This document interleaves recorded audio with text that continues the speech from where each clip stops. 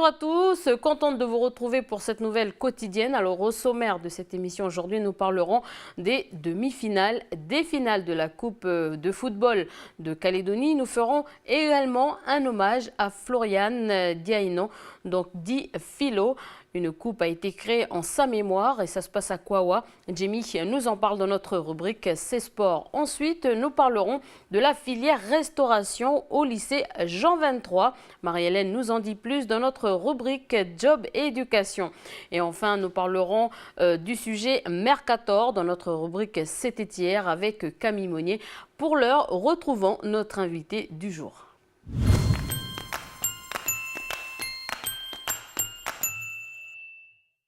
Antoine Donara, bonjour. Bonjour.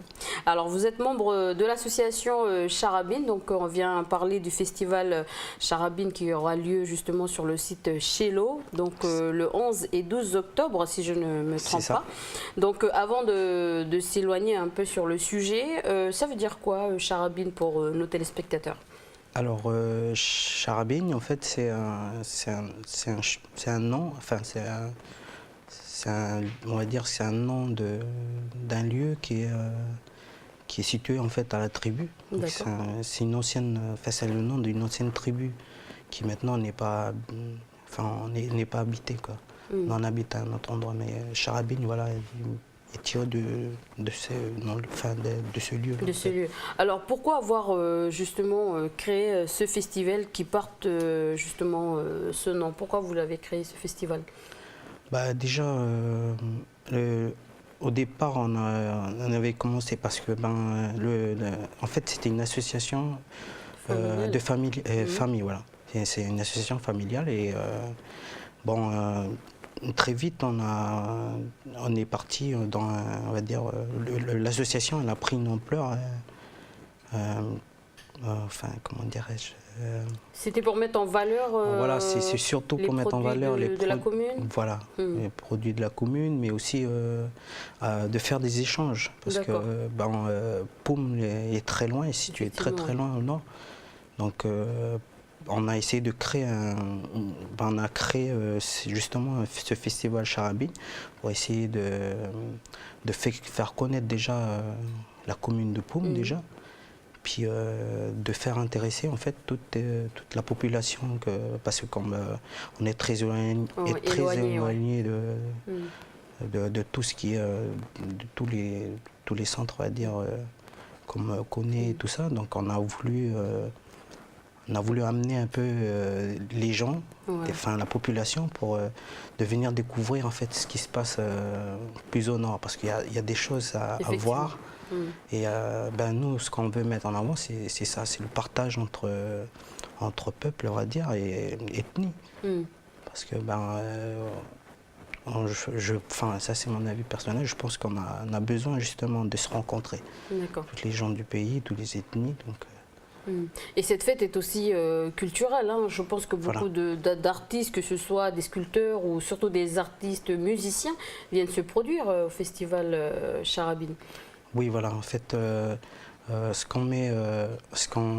qu'on veut faire, c'est faire découvrir des artistes, que ce soit musicaux ou, on va dire, qui font de l'artisanat. Et on sait que la commune de Poum, c'est souvent les produits de la mer. Beaucoup, oui. Donc, outre la fête de la mer qui se produit également chaque année au mois de... donc un peu plus tard, il y a aussi justement ce festival Charabine qui met en avant les produits de la population. Voilà. Alors, il y aura justement la présence de produits de la mer sur place lors du festival? Alors, pour tout ce qui est produit, on va dire, de la mer, on préfère quand même bien laisser, on préfère laisser quand même à la foire de la mer pour pouvoir s'occuper de ça. Le festival Charabine, c'est plutôt tout ce qui est artisanat, tout ce qui peut être de la sensibilisation. Et aussi des échanges culturels, partage et déjà de voir ce que peut apporter d'autres personnes, le regard d'autres personnes aussi, ça peut aider au niveau de tout ce qui pourrait être culturel. Culturel. D'accord. Alors justement, pendant ce festival, donc on sait qu'il y a à peu près 2 ans, vous avez passé un partenariat ou un protocole d'amitié avec le Vanuatu. Aujourd'hui, vous le passez avec Dembéa. Donc qu'est-ce qui va se passer réellement? C'est quoi un protocole d'amitié? C'est aussi des échanges, comme tu le dis depuis tout à l'heure? Voilà, c'est un échange. Donc bon, ça a été... on va dire que ça a été emmené par la mairie. Donc c'est un très grand projet qu'on veut justement aboutir justement à ça. C'est parce que ça revient en fait enfin, on va dire des échanges culturels, partage. Et on a ce qu'on a essayé, enfin la mairie avec la mairie de Dembéa, on veut essayer de faire des échanges parce qu'on sait que il y a plusieurs communautés déjà même sur Dembéa. Donc cela va permettre en fait de plus, on va dire... de développer l'échange. Développer l'échange, surtout l'échange. Et c'est surtout que Dembéa se trouve au sud, donc du coup il y aura de réels échanges entre les gens de la province nord. Alors je sais que vous invitez aussi un groupe du Vanuatu, hein, c'est ça? Oui, c'est ça. Comme on a déjà avec les festivals auparavant, dans les années précédentes, on a beaucoup mis en avant en fait tous les artistes un peu qui viennent de l'extérieur pour les faire connaître déjà ici. Et, mais aussi c'est parce que on avait fait déjà auparavant un jumelage de tribus. Donc notre tribu est celle de Efate à Vanuatu. Donc, et c'est comme ça avec on a vu avec le consul de Vanuatu pour pouvoir de mettre en place en fait un genre d'harmonie, comme je disais tout à l'heure, des échanges culturels et partagés. Alors Poum, ce n'est pas seulement que la commune de Poum, il y a aussi Yandé et Belep, donc c'est l'occasion pour la population du sud de découvrir aussi les populations qui sont dans ces îlots-là. Voilà, parce que voilà, il y a Poum déjà, mais ce qu'il faut savoir c'est que Poum, c'est... on va dire, il est vraiment collé à la Grande Terre. Mais la population de Poum, elle se trouve pratiquement que sur les îlots. D'accord. Donc, il y a Belep un peu plus loin au nord. Donc, avec le festival ou d'autres fêtes comme le Fête de la Mer, ça va permettre au fait, aux gens de bien découvrir l'extrême nord. D'accord. Et aussi aux populations de Yandé et de Belep de venir exposer au festival. On essaie de sensibiliser les gens, de pouvoir sortir en fait justement on va dire du train-train de la vie quotidienne. D'accord. Alors est-ce qu'il y a un numéro de téléphone pour que la population justement peut appeler si ils veulent savoir un peu plus sur le programme du festival? D'accord. Donc s'il y a un contact à retenir, c'est y a le 79 57 93. Donc c'est le numéro de notre président, et vous avez aussi le 79 19 60. D'accord. Alors est-ce que vous avez un message à passer justement à la population du sud et des îles qui nous regardent aujourd'hui? Une invitation peut-être au festival? Une invitation. Je vais dire en masse, on voudrait bien insister de venir, parce que Poum, c'est vrai qu'il se trouve très très loin au nord, mais ça vaut le coup quand même de se déplacer juste rien que pour le week-end. Ça va peut-être il y aura un grand changement d'air, un beau gros bol d'air du nord en fait. Voilà, donc j'invite un peu tout le monde de venir.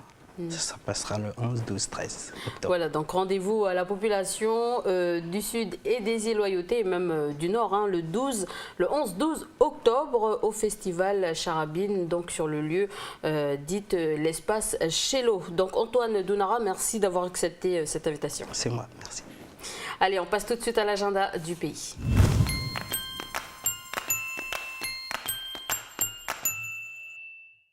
Salut Davina, donc nous sommes là pour l'agenda de cette nouvelle semaine, donc nous commençons par ce lundi. Oui, Salut. Bonjour Élise et bonjour à vous à la maison. Donc pour commencer cet agenda du lundi, on va s'intéresser à la journée culturelle et artisanale qui va se passer du côté de Koumak, organisée par l'association des femmes donc Tamwa Nirumwak. Cette journée aura lieu le 25 octobre. c'est un samedi, donc elle sera dédiée à Jacinthe. Pour ceux qui souhaitent avoir des renseignements, le numéro de téléphone à composer, le 98 61 04. Donc au programme, il y aura notamment des stages avec les intervenants comme des éducateurs, des assistants de services sociaux. Il y aura des ateliers vivants, il y aura de la musique, voilà, du côté de Comac. Et ensuite, on parle de la journée solidarité à Malampa à Touo.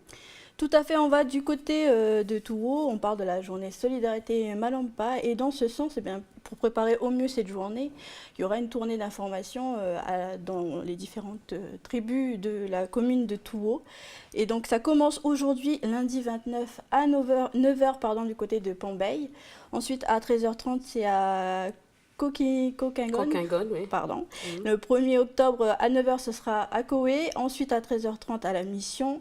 Le jeudi 2 octobre, donc à 9h à Tiaoué. 13h30 à Vieux-Touo. Ça continue vendredi 3, 13h30 du côté de Poy. Et le lundi 6 octobre à 9h à Kongouma, pour finir 13h30 à Tegenpaïk. Voilà. Voilà, et bien justement, nous n'aurons peut-être pas l'occasion d'y aller, à assister à ces journées, comme certains de nos téléspectateurs. Alors, en quoi consiste cette journée Malampa? C'est pour qui et pourquoi, en fait, ils l'organisent? Alors, s'organiser, déjà, il faut le savoir, en faveur des gens de Malikolo, parce que Touo est en jumelage avec la MAP, je crois. Voilà, c'est un coin là-bas sur Malikolo qui s'appelle la MAP.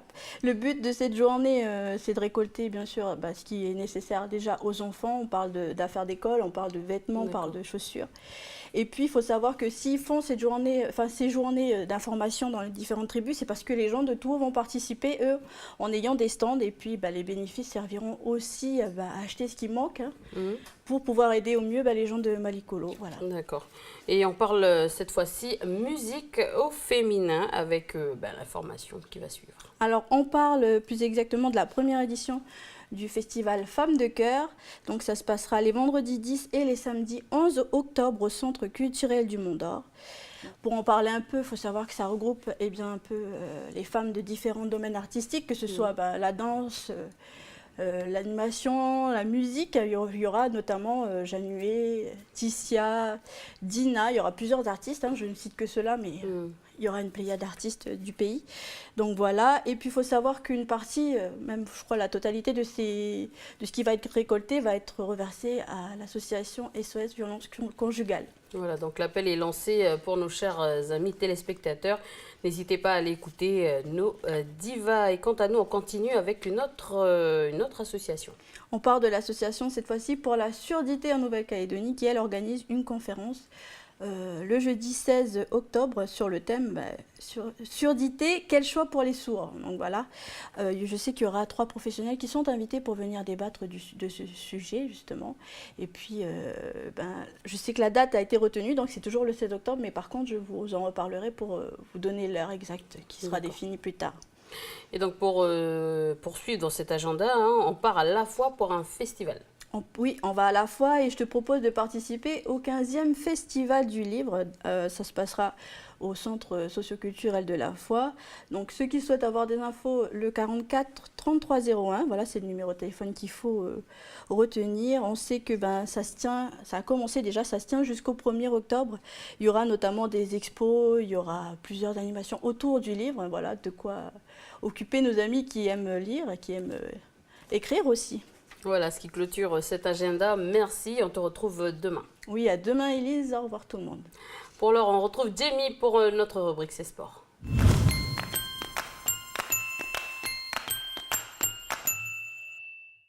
Bonjour Jamie, alors aujourd'hui on parle football avec la Coupe de Calédonie et ses demi-finales. Bonjour Elise et bonjour le pays, c'est l'événement du week-end, les demi-finales de la Coupe de Calédonie édition 2014. 4 clubs ont pu tirer leur épingle du jeu durant les quarts de finale. Il y a le FC Gaïcha, l'AS Magenta, l'AS Lessi et l'AS Grand Nord. C'est la sensation de ces quarts de finale. Après Auteuil, c'est Tigasport qui a subi la loi du club nordique. Alors l'AS Grand Nord, bourreau des clubs de Super League, c'est le petit poussé de ces demi-finales. Effectivement, Elise, un véritable exploit pour ce club qui évolue en PH Grande Terre. Comprenez bien que c'est la promotion d'honneur. C'est un niveau en dessous de l'AS Lessi, c'est son prochain adversaire. pour les demi-finales. Alors l'autre demi-finale opposera l'AS Magenta, actuel leader du championnat, face au FC Gaïcha, champion en titre qui occupe actuellement la 6e place. Alors retour, Élise, sur les moments forts de ces quarts de finale avec 2 superbes réalisations venant de 2 meneurs de jeu, Pierre Wajoka et surtout Joïs Makam. On regarde.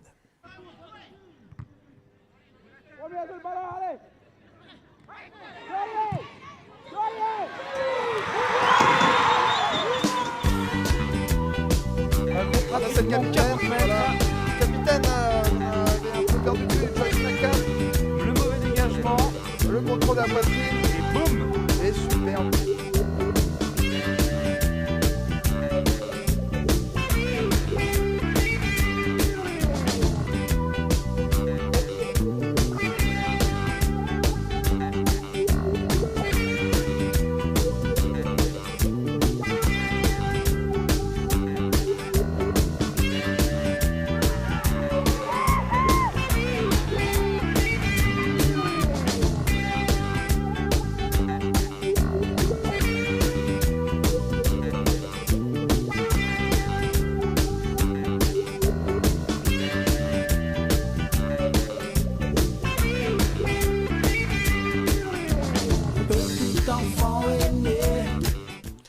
AS Grand Nord, Lessi et Magenta Gaïcha, voilà, ce sont les 2 demi-finales. 2 belles affiches donc pour ces demi-finales, notamment un Magenta Gaïcha, donc le leader Magenta, qui essaiera de reconquérir un titre qu'ils ont glané depuis plusieurs années. Élise, pendant 6 ans, ils ont dominé le championnat en faisant à chaque fois le doublé coupe et championnat. Donc un titre qui leur échappe actuellement.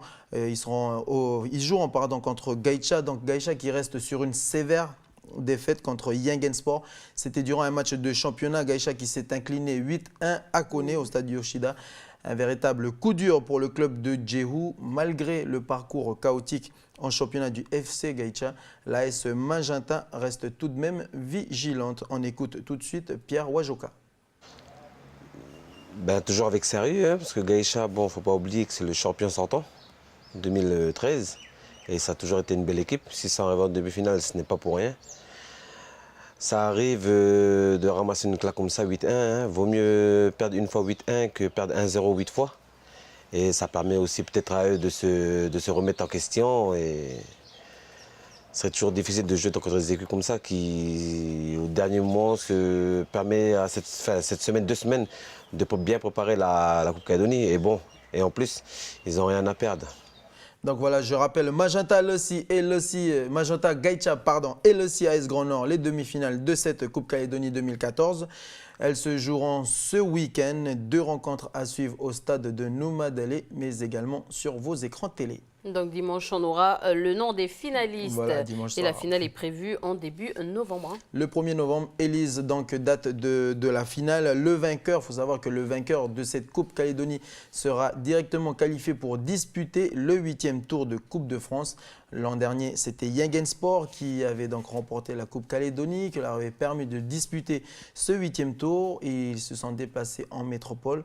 Et on se souvient de cette, je dirais, belle défaite contre le club de l'AS Poissy sur le score de 2-1.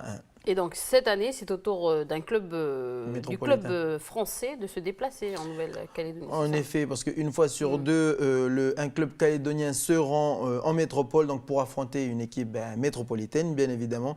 Espérons que cette année, comme c'est le club métropolitain qui se déplace, espérons que cette année, on aura une équipe calédonienne qui passera ce 8e tour comme l'avait fait l'AS Magenta. Donc on compte sur l'AS Lessi, l'AS Magenta ou pourquoi pas l'AS Grand Nord, mais également le FC Gaïcha de réaliser cet exploit. Alors le seul club calédonien à avoir justement réalisé l'exploit, on continue Jamie.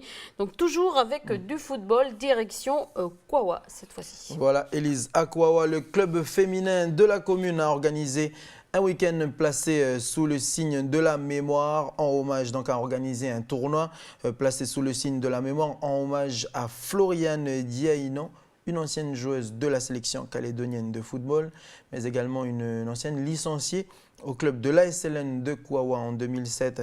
Elle intègre la sélection, elle participe aux Jeux d'Apia puis elle devient encadrante de la sélection féminine des moins de 20 ans. C'est une véritable icône du football féminin qui nous a quittés il y a maintenant 3 ans. Pour lui rendre hommage, un tournoi a été organisé. Il s'intitule le Challenge Philo, car Philo c'est son surnom. En hommage à Floriane, voici les images de cette première édition signée André Ravel.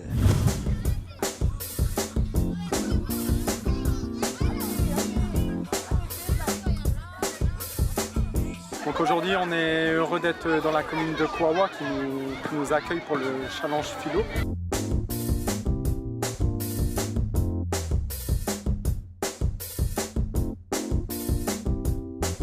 Aujourd'hui, il y a Kouawa qui est présent comme club, il y a Kanala, il y a Chamba, l'AS Goa et le Sporting Poneriwan qui ont fait le déplacement.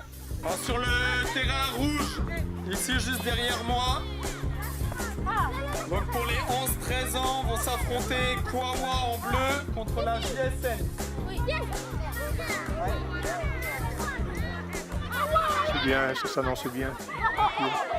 Temps idéal, et rien de meilleur pour jouer au football.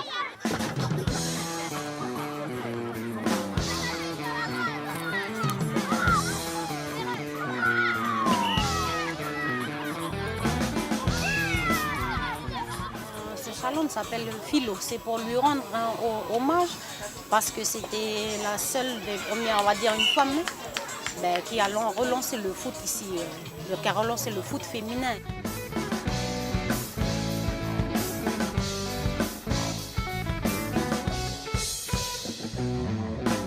Je la connais très bien parce que je l'ai vu déjà sur le terrain. C'est quelqu'un qui a beaucoup œuvré pour le football féminin. Juste plus particulièrement en tant que pratiquante, et elle s'est occupée aussi de certaines jeunes ici.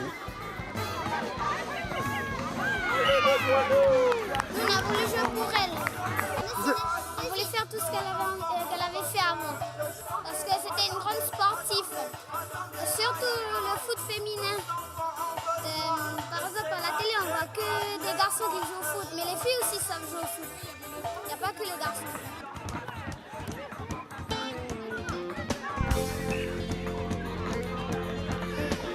On a envie de gagner pour elle.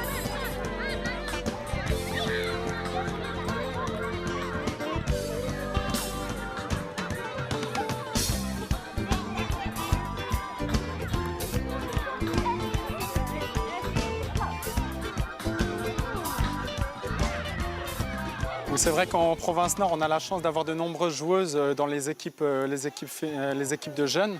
Donc, de nombreuses filles sont représentées avec une mixité qui est très développée ici. Donc on a cette chance-là. Donc c'est vrai qu'on profite de cette journée pour vraiment mettre le foot féminin à l'honneur et montrer que c'est une pratique très développée dans le Nord.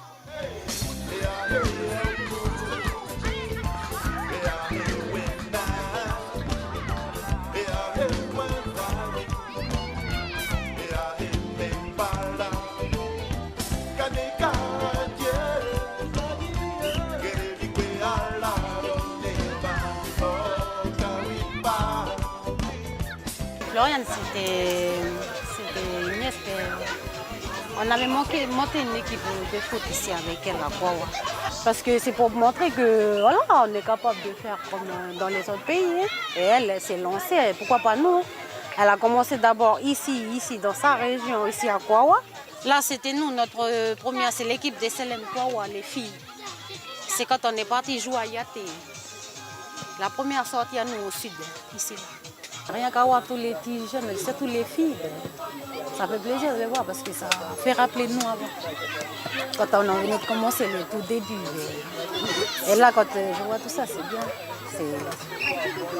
Ah oui, je suis contente pour ceux qui vont continuer, prendre la relève, peuvent faire comme Philo.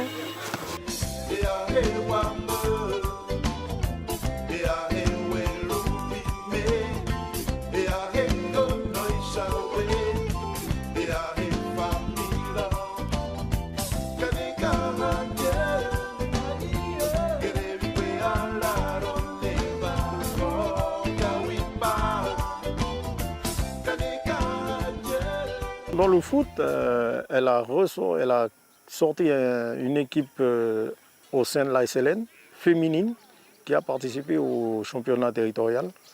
Disons que les clubs féminins n'étaient pas très représentés dans le territoire, mais avec persévérance, elle a pu, dans d'autres communes, notamment Kanala, Wailou, Poneriwen, inciter ses copines à créer d'autres clubs de façon à pouvoir avoir un tournoi de foot féminin dans la province nord. Ça a été difficile pour elle parce qu'il fallait s'imposer. Parce que le foot féminin était en sommeil dans ces temps-là. Mais elle a su s'imposer, elle a su faire accepter au niveau de la ligue, on était encore la ligue football, de pouvoir recréer le foot féminin. Notamment quand elle est arrivée sur Nouméa, elle a poussé, elle a persévéré, elle a pu intégrer la ligue de foot, elle a été nommée présidente de la ligue féminine football, elle a pu obtenir de façon que la sélection se fasse féminine, de façon à participer aux mini-jeux, aux jeux du Pacifique. Voilà. Et en plus, elle était aussi dans la musique, là. C'est quelqu'un qui composait aussi. Le groupe dans lequel on était, c'est Meanebe. Alors Meanebe, c'est un groupe de Kaneka de la côte est ici, de Kwawa. Par rapport à ces textes, elle prenait à cœur toutes les activités qu'elle faisait, qu'elle se soit au sport, à la musique. C'est quelqu'un qui allait à 100%, donc elle mettait tout son cœur. Et peut-être que, en fin de compte, dans ses activités, elle montrait aux jeunes filles de sa génération qu'elles-mêmes aussi peuvent faire la musique, être leader dans quelque chose et justement démontrer que même les jeunes filles, les jeunes Kanak, jeunes filles Kanak d'ici de la tribu, peuvent aussi aller développer des talents comme ça.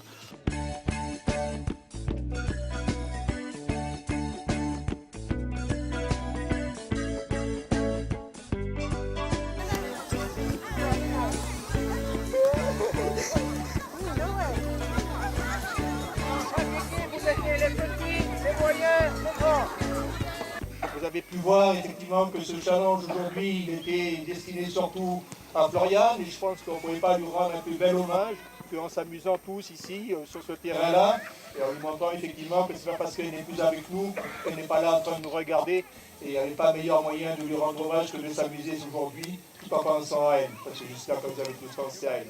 Je tiens à remercier le comité provincial Nord de mettre en place ce challenge philo, de façon à que les jeunes filles aujourd'hui, les jeunes en général, puissent s'imprégner de ces genres de personnes. Parce que philo, c'est pas parce que c'est ma fille, mais voilà, elle était vraiment une battante. S'il y a quelque chose, elle ne baissait pas les bras. Elle ne baissait jamais les bras. Je crois que là où elle est, elle doit être contente, parce qu'on ne l'a pas oubliée. Elle est partie, elle a fait quand même beaucoup de choses. Elle, c'est une petite fleur à nous de Gawipa.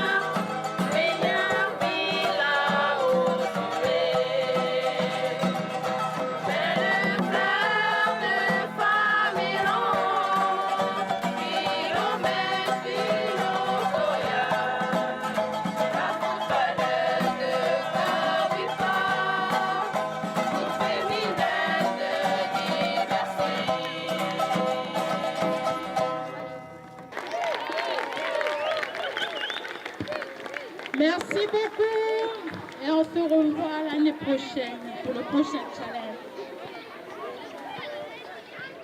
Voilà une première édition qui a été remportée par le club de l'AS Tchamba, que je salue au passage. Donc voilà, on salue les gens de Tchamba et surtout les filles de 8-16 ans qui ont donc remporté cette première édition du challenge qui a tout de même réuni 8 clubs de la province Nord. Donc je rappelle que c'est la catégorie des 8-16 ans. Félicitations les filles.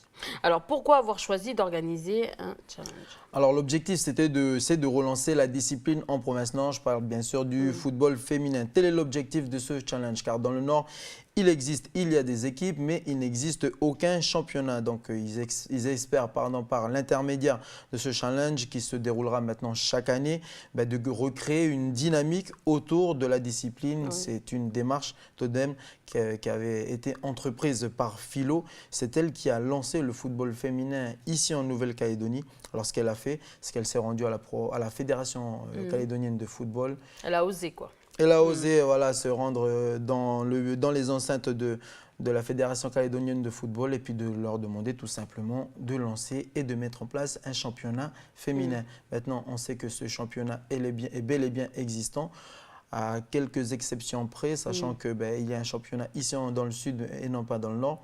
Donc du coup, voilà, c'est l'objectif de ce challenge, c'est-à-dire essayer de le réunir, de recréer une dynamique pour que dans les années à venir, les clubs puissent s'entendre et pour mettre en place, organiser un calendrier de rencontres et pour que les filles puissent se déplacer, se rencontrer et ensuite faire des échanges avec la province sud. Mais voilà, je tiens quand même à le rappeler, Elise, c'est pas qu'ils utilisent, mais ils prennent le nom de Philo. De Philo, oui.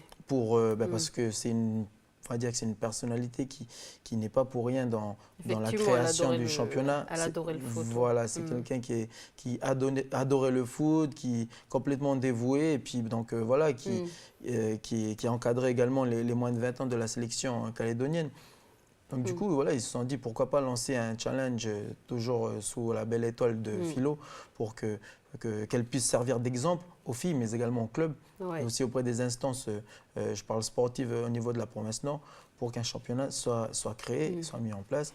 Parce que des filles comme Philo, il faut dire les choses comme elles sont, il y en a pas mal en province Nord, mais également dans le sud. C'est vrai, en tout cas, j'ai pu connaître Philo, on était justement au lycée, au collège de Nédivin, à Wailou ensemble, et puis je peux dire qu'elle adorait le foot, le football, c'était son dada, on va dire ça. Son entourage, son entourage, comme tu viens de le dire, son entourage, ils sont catégoriques là-dessus, les personnes qui l'ont côtoyée, qui ont vécu avec elle, quand je leur demande de parler de Philo, ils disaient tout simplement que c'était une passionnée de football. Donc, voilà, on disait toujours qu'elle faisait un peu le garçon, mais bon, c'était un peu son style. Elle avait le gabarit pour justement faire du football. C'était son délire, quoi, on va dire ça. Je pense qu'elle aurait pu mener une belle carrière de footballeuse, on va dire ça comme ça, professionnelle. Sachant que si on a pu avoir une sélection pour participer aux Jeux du Pacifique, je ne dis pas que c'est grâce à Philo, mais je dis qu'elle fait partie des personnes qui ont œuvré pour lancer la discipline ici au pays. Et puis on se souvient de la belle finale de nos Kagou, les filles qui ont disputé la finale contre la sélection de Papouasie-Nouvelle-Guinée. Voilà, une belle finale avec une belle défaite. Il faut savoir que ça, il y a 3 ans, c'était quelque chose de carrément impensable. Voilà. En tout cas, ça marche parce qu'il y a de plus en plus de clubs ou de filles qui font du football. Font du football, voilà. En plus, en province Nord, il y a le potentiel pour monter ce genre de championnat, car il y a les équipes, il y a également les filles qui sont intéressées par la discipline. Et ça, on le voit en futsal. Ici, en Nouvelle-Calédonie, le seul championnat de futsal féminin qui existe, il se trouve en province Nord. C'est dire que voilà, des personnes comme Philo, il y en a pas mal dans nos communes en province Nord. Il faut juste trouver cette petite étincelle pour lancer la discipline et puis qu'après, autour, il y a une belle osmose qui s'articule autour. Donc voilà, on remercie Philo. Puis j'aimerais saluer la famille de Philo et tous les gens, tous les licenciés du club de l'ASLN de Kouawa. Et puis j'espère pouvoir revenir les voir et parler d'une finale de championnat ou des playoffs au niveau du football féminin, tout simplement. Voilà, en tout cas, c'est un bel hommage rendu à notre footballeuse, amie et on va dire frangine de Kouawa. Et puis voilà, aussi, je voudrais saluer aussi ses parents. Merci, Jamie. Merci, Elise, et puis merci à tous. Allez, on passe tout de suite à notre rubrique Job et éducation.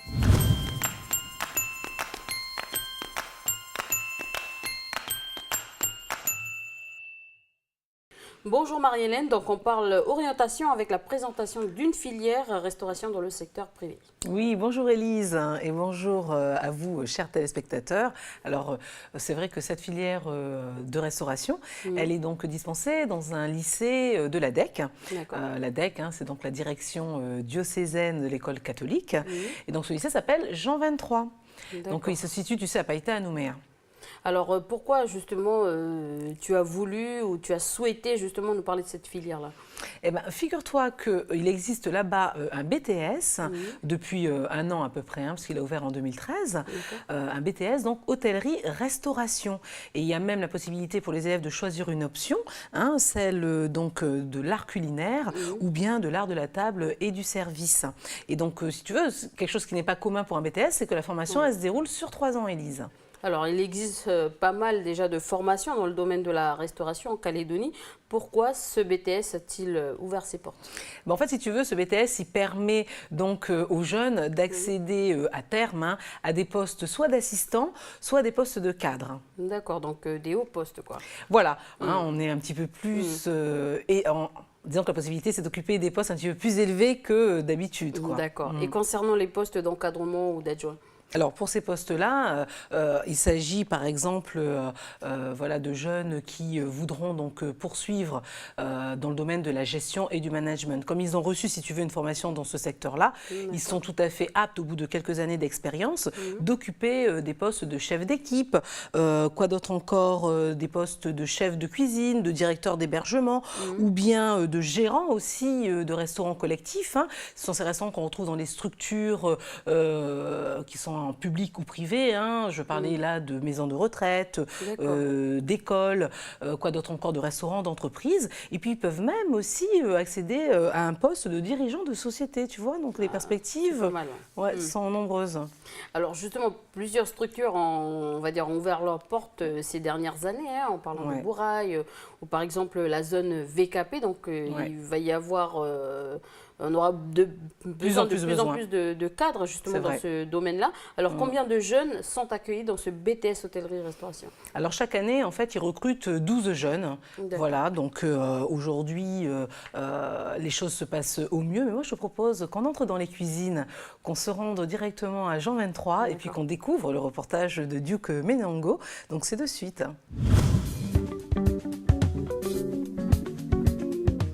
Nous avons une grande partie des élèves qui sont sur les métiers de bouche et d'hôtellerie-restauration avec un internat de 250 places pour les filles et 50 places pour les garçons. Donc on dispose de quatre niveaux de formation, les CAP, les bacs professionnels, les mentions complémentaires et les post-bac avec les BTS hôtellerie-restauration. Donc, concernant les CAP, nous avons 3 CAP différents avec les CAP cuisine, CAP charcutier traiteur et CAP restaurant. Donc ces 3 CAP sont accessibles en sortie de 3e, sortie de collège, donc à la fin de l'année pour la rentrée de février. En bac professionnel, nous avons également 3 bacs professionnels dans le secteur, le bac professionnel cuisine, le bac professionnel commercialisation et services en restauration et les bacs pro en boulanger-pâtissier qu'on a pu voir et puis en charcutier-traiteur donc qui est la continuité du CAP pour les poursuites d'études. Pour une spécialisation des CAP restaurants et du bac pro services et commercialisation, on peut les orienter vers une mention complémentaire employé de bar. Et pour poursuivre le cursus après le bac, eh bien, nous avons une mise à niveau, une classe de mise à niveau accessible donc au bac généraux technologiques et professionnels et qui précède une entrée en BTS au lycée Jean 23, donc une formation supérieure.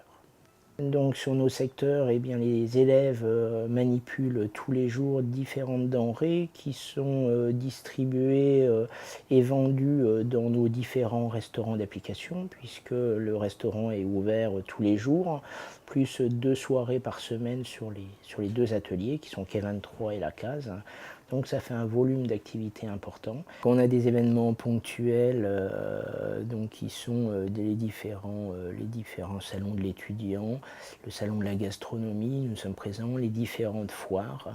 Donc l'idée, c'est vraiment de mettre les élèves en situation, de les professionnaliser de façon à ce qu'ils puissent entrer dans le métier, dans la vie active, bien préparés. Mais en général, on n'a pas trop de soucis, on les prépare très bien. Donc concernant les débouchés, à l'issue des formations, eh bien, tout dépend naturellement des corps de métier et des formations qui ont été réalisées par le jeune.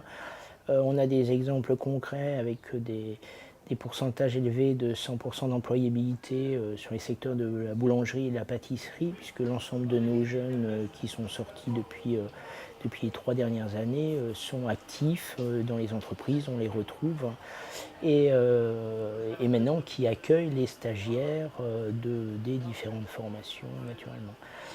Les stages font partie intégrante de la formation et permettent bien souvent de révéler les jeunes personnellement et au sein des entreprises, car beaucoup sont employés après des stages puisqu'ils ont donné une grande satisfaction au maître d'apprentissage ou au maître de stage. Donc c'est bien souvent par ce vecteur ou ce facteur qu'ils sont employés. Nos partenaires professionnels cherchent en permanence des éléments, donc ils nous contactent régulièrement pour savoir si on a des jeunes qui rentrent sur le marché du travail après le cursus scolaire naturellement. Donc c'est un secteur porteur qui pour les personnes qui veulent travailler, il n'y a pas trop de difficultés. Après, c'est aussi des secteurs avec des micro-entreprises, donc les jeunes, on les forme aussi à une certaine autonomie.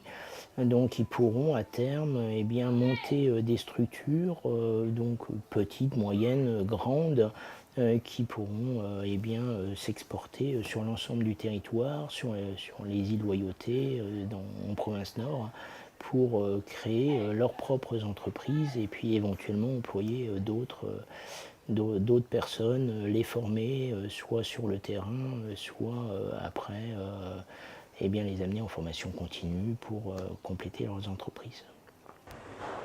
Alors bonsoir, je m'appelle Valériane. Je suis en mise à niveau au lycée Jean 23. Mise à niveau, c'est une classe préparatoire pour aller en BTS hôtellerie-restauration. J'ai passé mon bac en 2012, ensuite j'ai été en mention complémentaire accueil-réception. Et après, je me suis dit, pourquoi pas essayer la cuisine, donc l'hôtellerie-restauration. Et donc j'ai été acceptée ici, donc je me suis dit je vais me lancer dans cette aventure et puis on verra ce que ça donne. Donc nos cours sont partagés en deux. On a de la théorie et là comme ce soir par exemple on fait de la pratique.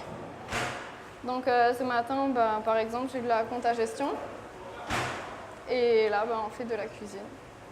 On prépare le repas de ce soir. Au niveau des cours, l'entente avec les profs, elle est excellente. Les cours, on apprend beaucoup par contre, mais ça va, il faut suivre le rythme. Si on a un bon rythme, après, c'est plus facile de suivre.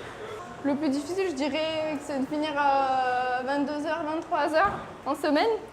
Mais bon, sachant que je suis dans les hôtelleries-restauration, après, il va falloir s'habituer. Pour l'instant, on a des menus qui sont imposés par nos professeurs. Et ensuite, quand on sera en BTS, l'année prochaine, en première BTS, ça sera à nous de faire les menus par rapport aux thèmes qu'ils vont nous donner. Après, on a des fiches techniques quand même pour nous aider parce que c'est sûr qu'on ne va pas connaître toutes les recettes sur le bout des doigts. Donc là, moi, je suis en train de préparer une entrée, donc un tartare de thon blanc avec des crevettes à la poméliane. Ce soir, on n'a pas d'heure pour finir. On sait qu'on va finir dans les environs de 22h, mais rien n'est sûr, après ça dépend. Je suis en terminale bac pro, je suis en cuisine, je suis en train d'éplucher les pommes, puis mon camarade là-bas est en train de les couper, c'est pour faire une tarte à tête. J'ai fait déjà 2 ans de BEP. Et là, je fais encore 2 ans de bac pro, parce que là, on est la dernière promotion de BEP. Puis voilà. Pour moi, la cuisine, ça m'a toujours intéressé depuis le collège. Voilà.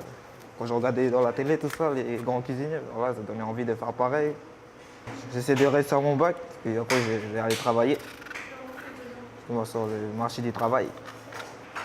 Moi, je suis Audrey Timon, je suis en mise à niveau. Et moi, je suis en terminal bac. Et je m'appelle Toulaki Virginia. Là, nous sommes on est en train de faire le pain pour ce soir, pour les clients qui vont venir. Tous les élèves doivent être capables de faire le pain, que ce soit en cuisine, même dans la friture ou dans le froid. Tout le monde doit être capable de passer par l'étape du pain. Et là c'est comme on a 40 couverts ce soir, là. On a fait 8 kilos de pain. Ça c'est du pain au fromage, du pain au fromage, du pain au lardon, du pain au jambon serrano et du pain nature. On n'était que toutes les deux ce soir. On n'est que deux à faire. En fait, on a un planning chaque jour pour savoir qu'est-ce qu'on fait chaque élève le mardi. Pour moi, j'aime bien la pratique en tout cas. Ça motive, on apprend beaucoup de choses. Nous, niveau man, ça va pour l'instant. On travaille le mardi soir, mais le mercredi après, nous n'avons pas fait. Et là, c'est la dernière prépée, on part bientôt au stage. Enfin, moi, de ma part, eux, ils reviennent au stage et ils terminent le temps. Ce soir, là, comme vous pouvez le voir en cuisine, les élèves qui sont en tenue noire, ce sont des mises à niveau BTS, c'est-à-dire qu'ils vont travailler pendant 3 ans à Jean 23 pour obtenir un brevet de technicien supérieur. Les élèves en tenue grise, ce sont donc des terminales bac pro, qui eux sont au lycée depuis 3 ans, c'est un diplôme en 3 ans. C'est leur dernière année, ils viennent juste de revenir de stage et eux, on est en train ce soir de les préparer aux épreuves d'examen. Donc courant novembre, ils vont passer une épreuve finale de pratique comme ça en CCF, où ils devront conduire de la cuisson de différents plats. Et c'est pour ça que ce soir, on les laisse un petit peu diriger le TP. Alors que normalement, ça serait les élèves en tenue noire qui dirigeraient le TP. Alors le menu, on fait des thèmes par région tout au long de l'année, sauf là ce soir parce que c'est le dernier TP des MAN, donc on voulait qu'ils le gèrent eux. Donc eux ont contribué avec M. Guillaume et moi-même à élaborer le menu. Et ensuite, on a distribué ce qu'on appelle les fiches techniques. Voilà. Donc les fiches techniques de fabrication qui ont été conçues par les élèves, voilà, on les distribue au terminal bac, comme le jour de l'examen, pour qu'ils fassent leur production. Jordan, c'est trop fort ton feu. Donc Jordan, lui, a été sélectionné pour partir au concours de cuisine international, donc le concours qui s'appelle ISSC.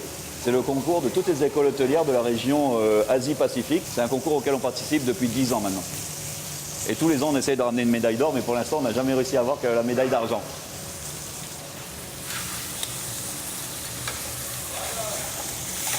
Jason, tu peux retirer ça, s'il te plaît?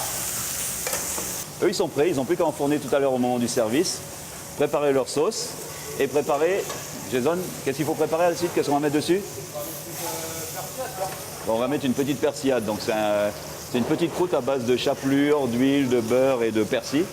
Et qu'on va mettre dessus au dernier moment qu'on va les rentrer au four.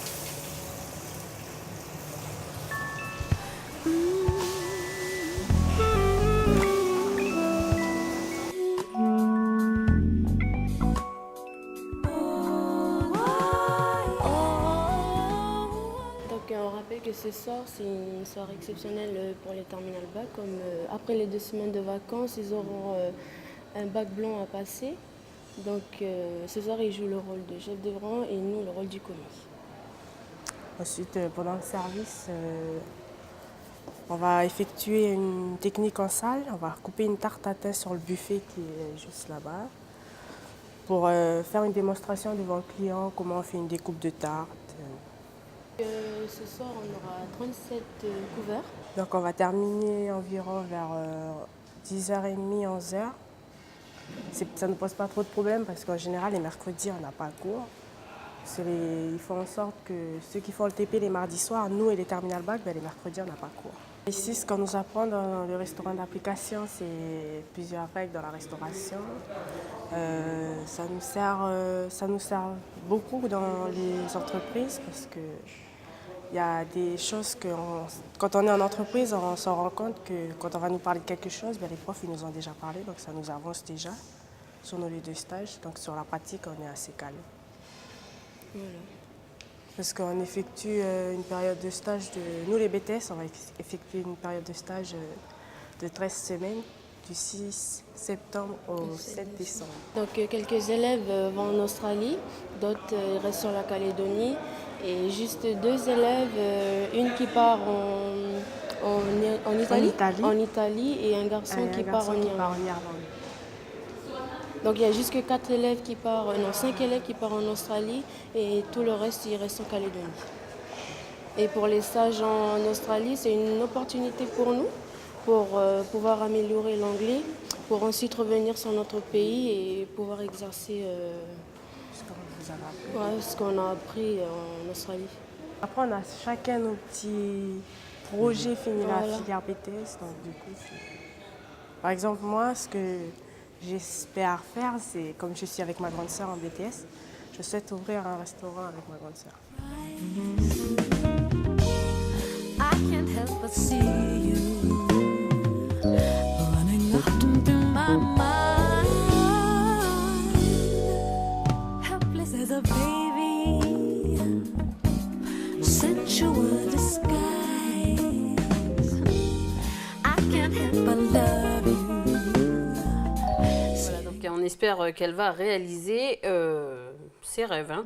Et puis on a vu que dans le reportage, il y a beaucoup de spécialités dans cette filière. Et puis au moins, comme ça, les élèves ont le choix. En tout cas, ils m'ont donné faim. Hein. Franchement, il y a beaucoup de choses qu'ils savent faire dans ce métier-là, enfin dans la formation. C'est vraiment pas mal. Alors dis-moi, est-ce qu'il y a beaucoup de jeunes du Nord scolarisés au lycée Jean 23 ? Alors au jour d'aujourd'hui, il y a 15% si tu veux des élèves qui sont originaires du Nord. Et puis donc, non, il y a 10%. Ah, ok, j'ai des bêtises. 10% des élèves sont originaires du Nord et 15% sont originaires des îles. Alors il y a combien d'élèves ? Alors, aujourd'hui, il y a 640 élèves en fait à Jean 23, voilà, toutes filières confondues, hein, donc il s'agit des filières, tu sais, couture, carrière sanitaire et sociale, et puis la restauration. Et si tu veux, dans la filière restauration, il y a quand même pas moins, Élise, de 360 élèves. Moi, je trouve que c'est énorme quand même.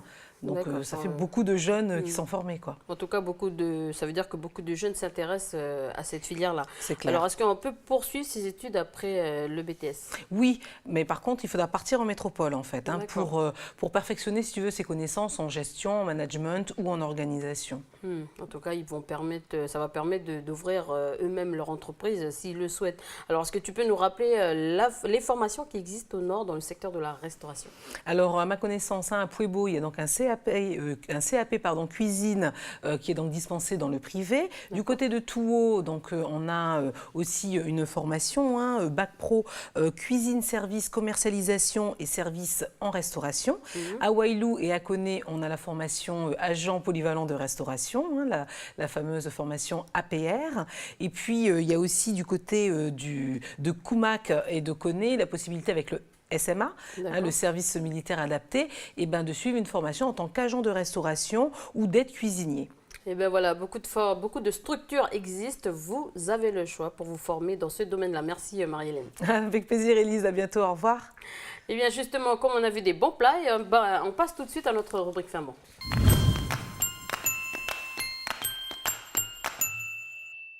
Alors, en Nouvelle-Calédonie, nous adorons déguster du riz, donc du riz au coco ou du riz nature et surtout en accompagnement avec du poulet ou encore de la viande. Aujourd'hui, je vous propose donc une recette, le risotto aux fruits de mer. C'est tout de suite sur NCTV. Messieurs, dames, bonjour. Aujourd'hui, on va préparer un risotto aux fruits de mer. Alors, c'est un plat typiquement italien. Les Calédoniens aiment beaucoup le riz, donc on va présenter une façon différente de manger du riz. On va utiliser pour cela du riz italien, c'est du riz spécial à risotto. La particularité de ce riz, c'est qu'il est un riz rond, qui va permettre une cuisson uniforme et garder l'intérieur croquant, comme on dit en Italie, on garde al dente, c'est pour les pâtes et pour les riz, c'est plutôt pareil. On garde l'âme en fait du produit pour en entendre un peu sur les croquants sur les dents. On aura de la tomate pelée. Pour les fruits de mer, on aura un peu de moules, donc des coquillages en général, ça peut être aussi un peu des coques, ce qu'on a à disposition, des crevettes, de la chair de langouste, déjà pochée, des sauteurs, petits produits qu'on a trouvés au marché, un peu de chair de crabe, de Saint-Jacques, des grosses crevettes. Ensuite, on aura besoin d'un petit peu de beurre, persil, un peu de parmesan pour compléter notre recette, de l'ail, du sel, de l'huile d'olive, du vin blanc. On va commencer par préparer les bouillons qui vont nous servir à la cuisson du riz. Une casserole, un petit peu d'huile d'olive,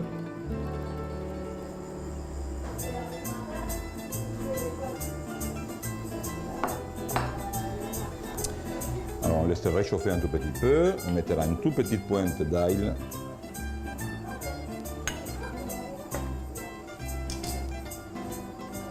Ensuite, on va y mettre les coquillages. Donc on a préparé une quantité un peu plus importante quand même. Entre-temps, on prépare la base du risotto.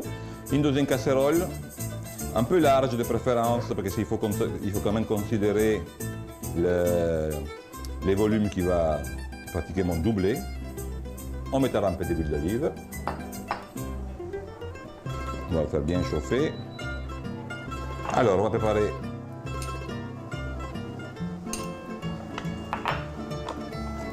on va couper un morceau un peu plus petit pour ne pas avoir de gros morceaux dans l'assiette.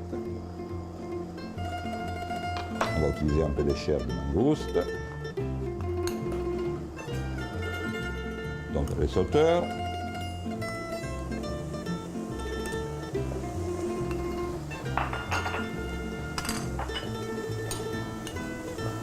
Une Saint-Jacques qu'on va couper.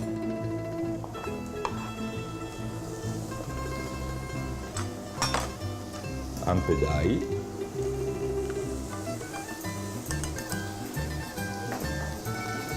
et un peu de persil.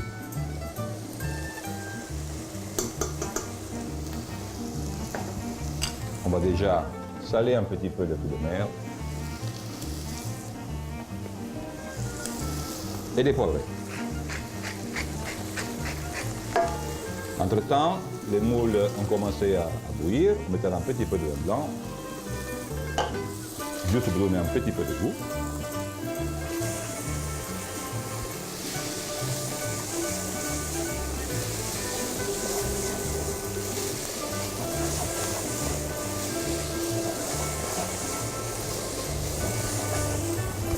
Alors, il est important de faire bien revenir d'abord les fruits de mer.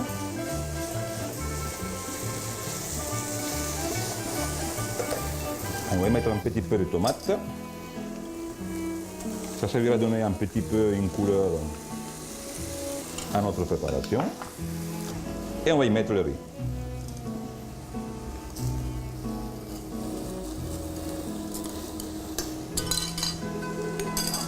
Alors, le riz, la première opération pour le risotto, c'est en fait de faire perler le riz. Le riz va perler, donc il va faire une petite croûte à l'extérieur du grain, du grain de riz, qui va permettre de garder une cuisson al dente à la fin de la préparation. Perler, ça veut dire le faire griller dans un col gras, qui va donc absorber un petit peu d'huile autour du grain. On va le laisser bien griller, 1 ou 2 minutes. Le riz va cuire en 20 minutes dans sa totalité. Donc c'est un grain de riz assez gros, donc il va justement prendre un temps de cuisson assez important. Le riz à risotto, c'est un riz vraiment particulier, qui est cultivé en Italie, qui est quand même le premier producteur de riz d'Europe. Voilà, une fois qu'il a commencé à griller, on va le mouiller avec un peu de vin blanc. Une fois le vin blanc bien absorbé, on va commencer à mouiller le riz avec le bouillon de coquillage qui est en train de bouillir. L'important c'est de garder une température presque uniforme, donc le bouillon continuera à être à 90 degrés. Et là, on va donc arroser le riz. L'important, c'est de ne pas de le remplir d'eau. On va juste, à chaque fois, ajouter un peu de liquide pour arriver pratiquement à la surface du riz. On va prendre quelques coquillages qu'on va avoir besoin pour la décoration.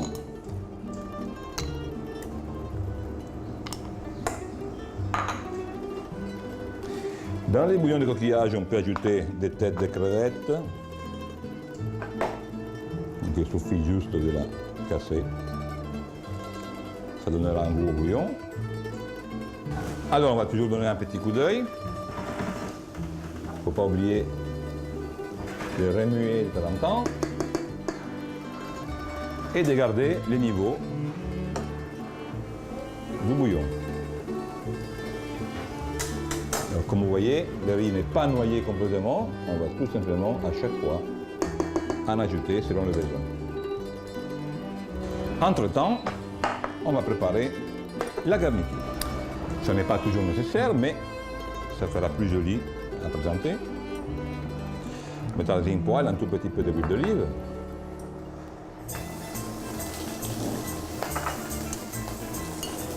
On va griller un peu la Saint-Jacques.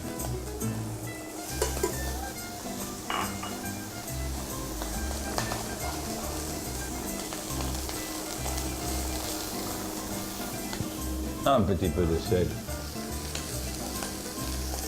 Des poivres.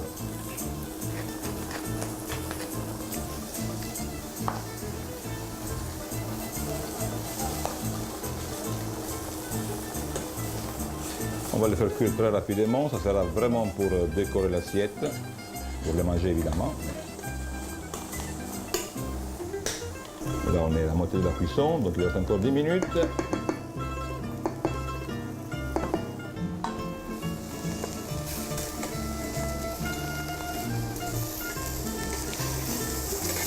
Nos crevettes et nos Saint-Jacques sont déjà cuites. Alors le secret du risotto, c'est garder régulièrement donc, le niveau du bouillon qui doit à peine dépasser la quantité de riz. Bien le remuer évidemment. Alors on va tester de temps en temps pour voir un peu le niveau de sel. Alors, effectivement, ça manque un petit peu. On n'attendra pas la fin parce que vraiment le sel n'a pas le temps de fondre. Donc on va prévoir en avant. Comme on voit, en fait, le riz italien, vu que c'est du riz rond, prend beaucoup de volume par rapport au riz traditionnel. Alors vous voyez, là on est dans les minutes de finition, donc il n'en manque pas beaucoup. On va ajouter encore un petit peu de bouillon parce qu'on veut que ça reste toujours, qu'il ne sèche pas trop en fait. Et là, ça sera le dernier, on n'en mettra plus. Donc, comme vous voyez, ça bouge toujours. Et il n'y a plus tellement de liquide, donc on va arriver à la fin.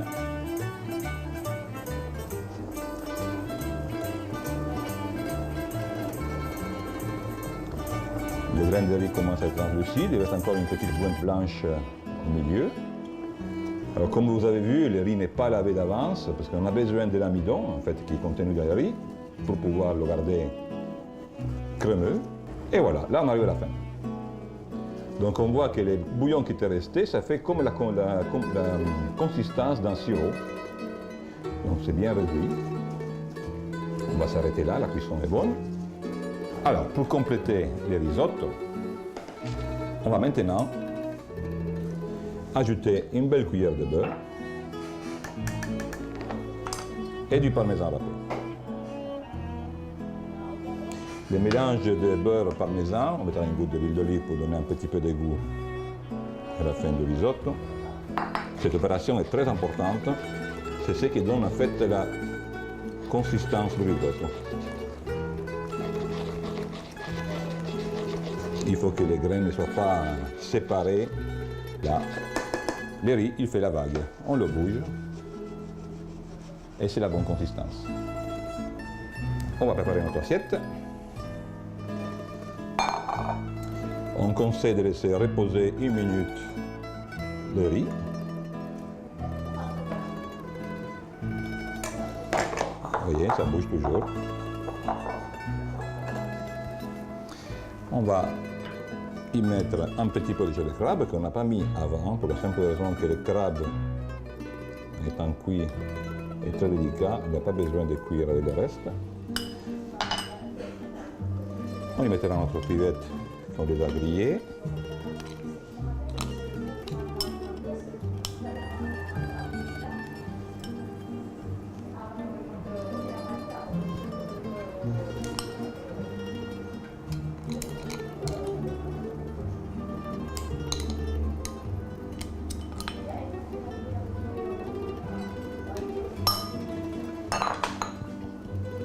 Un petit peu de persil pour compléter.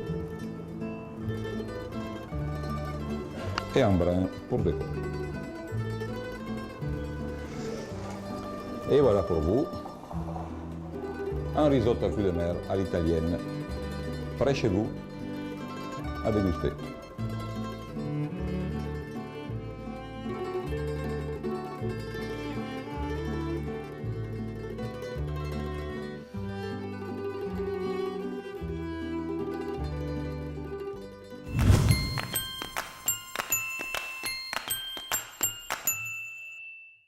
Bonjour Camille, alors aujourd'hui tu nous parles de quoi?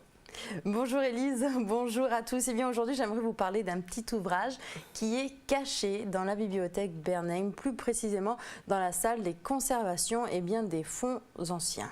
Alors raconte-nous un peu, qu'est-ce que c'est que ce livre? Alors ce livre en fait s'appelle La géographie universelle, ça date de 1599 et c'est un ouvrage de Monsieur Mercator. Alors qui est cet homme?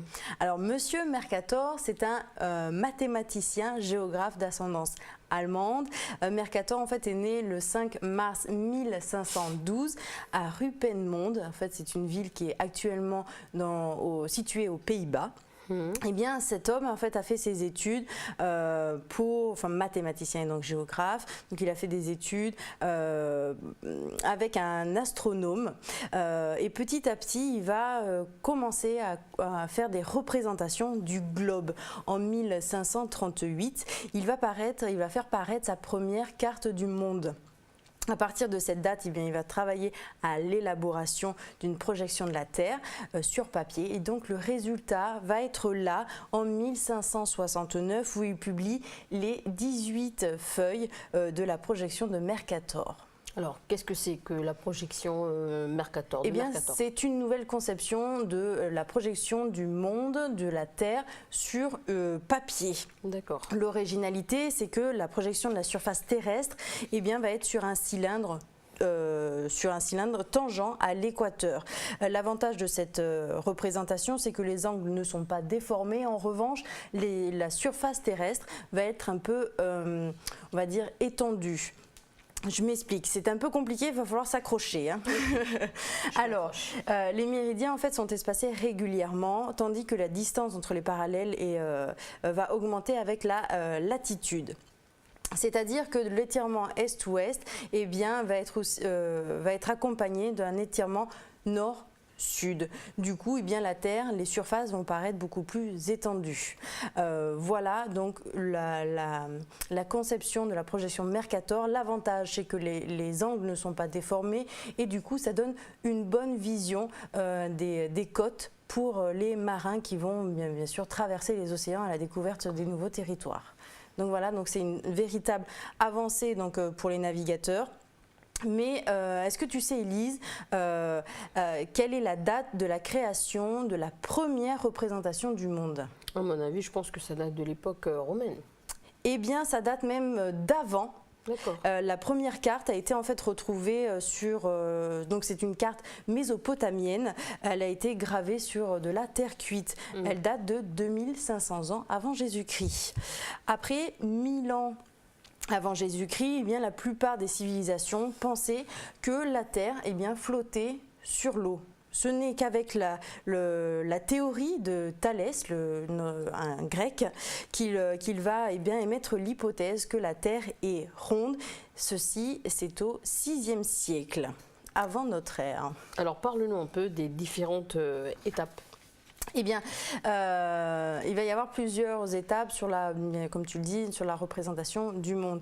Le premier à avoir fait le calcul de la circonférence de la Terre, eh bien, c'est le directeur de la bibliothèque d'Alexandrie et c'est celui qui a aussi inventé le terme géographie. Là, nous sommes au IIIe siècle. Au IIe siècle avant notre ère, c'est Ptolémée qui pose les bases de la cartographie moderne avec son traité La géographie. C'est donc un mathématicien et il va dresser eh bien, des tables de coordonnées géographiques. Il va avoir des points sur plus de 8000 lieux. Et donc va ainsi donner différentes instructions pour créer eh bien, le premier planisphère. Donc là, il va bien sûr rencontrer quelques problèmes, enfin bien sûr, malheureusement plutôt, il va rencontrer quelques problèmes, notamment des calculs sur la longitude et aussi des calculs pour poser eh bien, cette représentation de la sphère sur papier. D'accord. Et en 1397, la géographie de Ptolémée, c'est comme ça qu'on dit? Ptolémée, oui. D'accord, et est apportée à Venise. Elle est traduite du grec au latin à Florence. Hein. Exactement. Et donc c'est là où en fait cette géographie, cette nouvelle conception, cette nouvelle représentation du monde eh bien, est offerte eh bien, au pape Alexandre V en 1409. Et à partir de là, eh bien, très vite, les représentations vont être recopiées et diffusées partout. Au 8e siècle donc, eh bien, au 8e siècle, la plupart des représentations du monde eh bien, se faisaient à partir d'une Europe chrétienne. C'était essentiellement centré sur Jérusalem et les 3 continents, Europe, Asie, Afrique, étaient séparés par la Méditerranée. Il va falloir attendre les explorateurs, j'ai envie de dire, pour qu'on ait une vision beaucoup plus large du monde. Beaucoup plus explicite. Donc faisons un bond au XVe siècle où les Portugais, bien sûr, l'impulsion de Henri le navigateur, vont partir à la découverte de l'Afrique, des côtes africaines. Par exemple, le Sénégal a été découvert en 1444. Le Congo en 1483 et encore le Cap de Bonne-Espérance en 1488. Après, ça sera au tour de Christophe Colomb de découvrir l'Amérique en 1492. Plus tard, il y aura Vasco de Gama qui va découvrir, lui, eh bien, les Indes. Et puis, petit à petit, en 1552, un Portugais qui travaille pour les Espagnols va réaliser eh bien, un tour du monde. Et donc, c'est là que les représentations du monde vont être bien exposées aux Européens. Et la conception, la représentation d'une carte sur papier eh bien, va être rendue possible en 1569 avec Gérard Mercator. Voilà pour la petite histoire. Il y a beaucoup de dates, mais bon, on comprend un petit peu grâce aux navigateurs la découverte des terres et la représentation qui est extrêmement compliquée. Et aujourd'hui, donc, nous avons un livre de ce mathématicien ici. Exactement, donc ce petit trésor qui est situé à Abernheim, on est allé le feuilleter. Alors on ne peut pas tout voir bien sûr parce que c'est un ouvrage très très ancien. Donc je vous propose quand même de voir quelques pages qu'on a pu voir avec Alexandre Sigura. Regardez.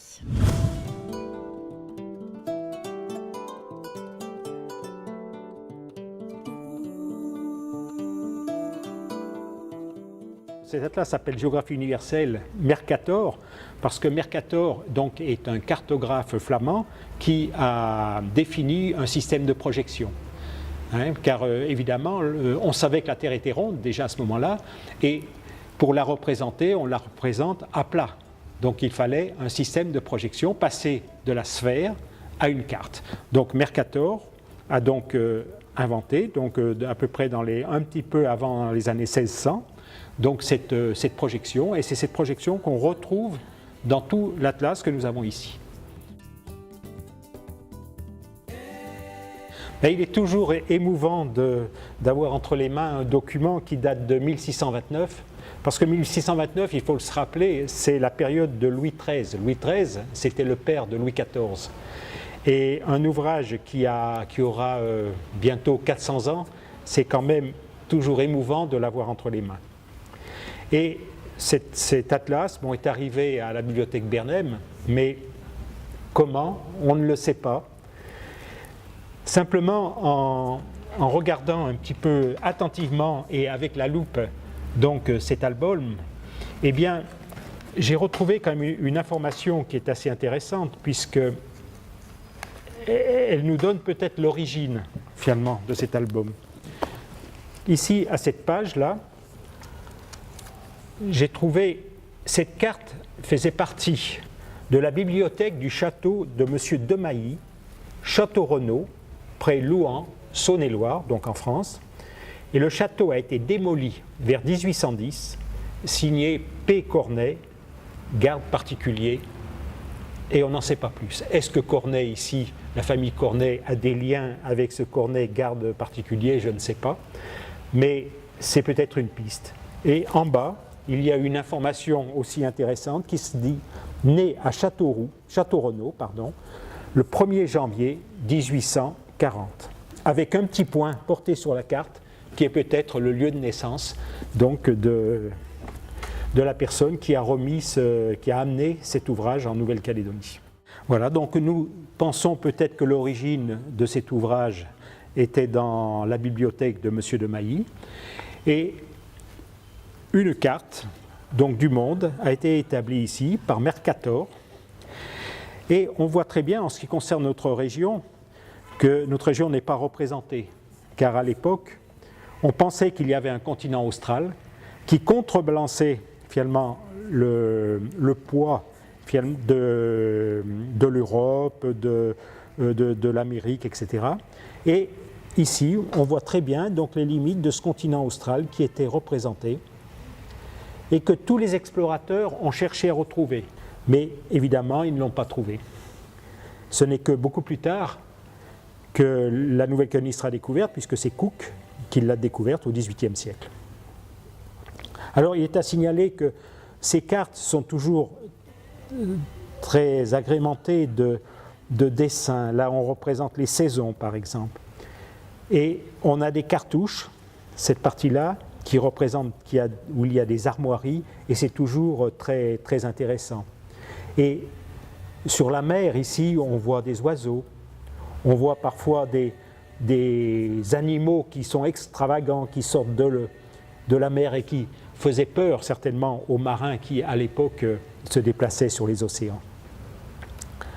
Alors, lorsque nous regardons notre région à nous, qui se trouve ici, eh bien, on voit les Salomon qui étaient connus, mais par contre, ici, nous sommes sur le continent austral.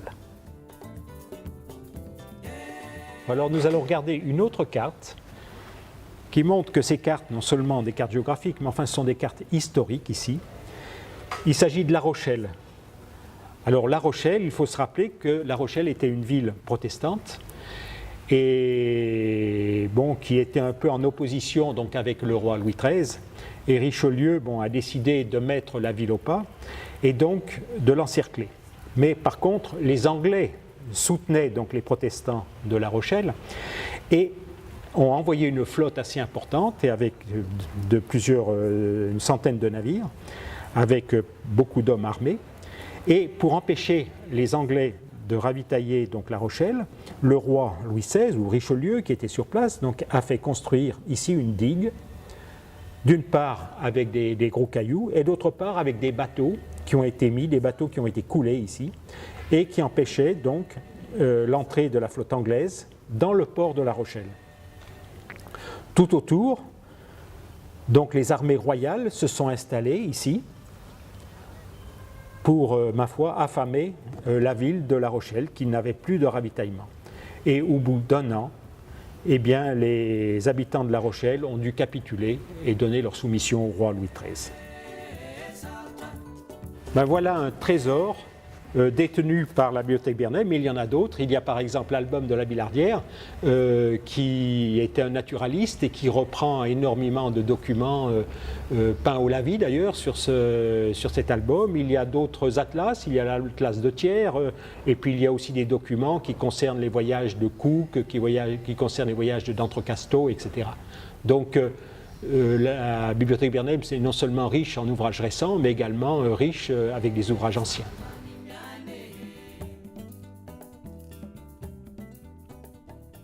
Franchement, cet ouvrage est vraiment magnifique, mais c'est dommage de ne pas savoir un peu plus, hein, mais c'est très intéressant de se rendre compte de l'évolution de l'Atlas. Oui, c'est sûr. Et puis en plus, en parlant d'Atlas, l'Atlas de la Nouvelle-Calédonie a été édité l'année dernière.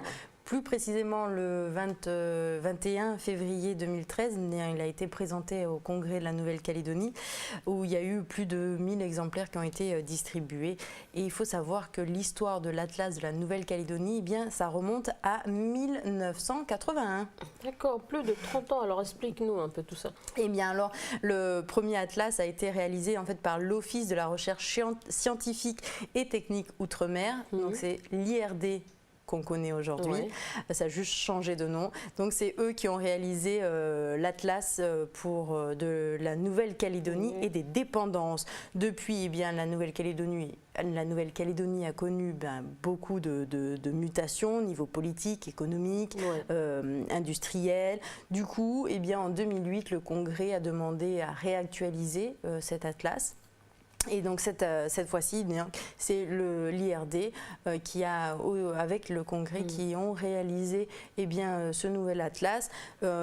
4 ans de travail et plus de 75 auteurs résidents ou originaires de la Nouvelle-Calédonie ont participé à la réalisation de cet atlas. Alors, qu'est-ce qu'on y trouve un peu dedans pour ceux qui n'ont jamais, on va dire, vu cet ouvrage? Eh bien, il y a plus de 60 planches cartographiques accompagnées bien des notices, il y a des graphiques, il y a des tableaux, il y a des photographies, il y a des textes qui expliquent les milieux naturels, leur protection, l'histoire de la Nouvelle-Calédonie, l'histoire des territoires, des hommes, mais aussi l'histoire des 33 communes de l'archipel. Donc c'est très documenté, il y a énormément, c'est très pointu, voilà, c'est à voir, c'est présenté essentiellement pour les dirigeants du pays, certes, c'est aussi possible pour le grand public, mais bon, c'est, on va dire, pas toujours très abordable, très facile à lire, mais en tout cas, il y a plein d'informations à chaque niveau. On peut trouver ce qui nous intéresse à l'intérieur. Et puis, il faut savoir aussi qu'il y a un DVD qu'on peut trouver aussi avec l'Atlas pour avoir plus d'informations. Il y a donc plus de photos, il y a aussi des vidéos et il y a aussi plus de cartes. Voilà pour l'Atlas qu'on a ici, consultable partout en Calédonie, en tout cas dans les bibliothèques. Voilà, donc j'ai eu l'occasion de le consulter. N'hésitez pas à aller ouvrir cet ouvrage, il est magnifique. Merci Camille. Merci Elise, à bientôt. Voilà, c'est sur ces phrases que s'achève cette émission. Merci de nous avoir suivis. Tata à tous.